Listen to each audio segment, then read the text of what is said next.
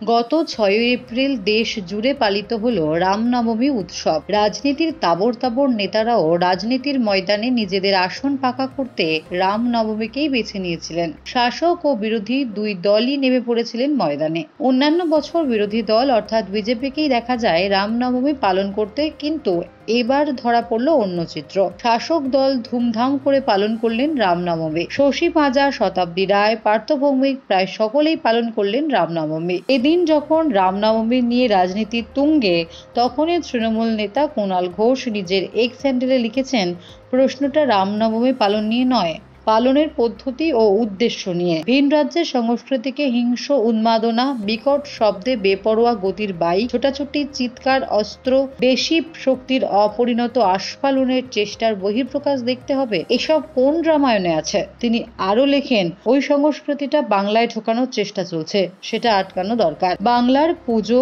বাংলার উৎসব হবে বাংলার ঘরানায়। অন্য কিছু রাজ্যের উগ্র বিশৃঙ্খলাকে বাংলায় প্রশ্রয় দেবেন না। রামনবমী যারা পালন করবেন 100 বার করুন, আমন্ত্রণের সুযোগ মতো যাব।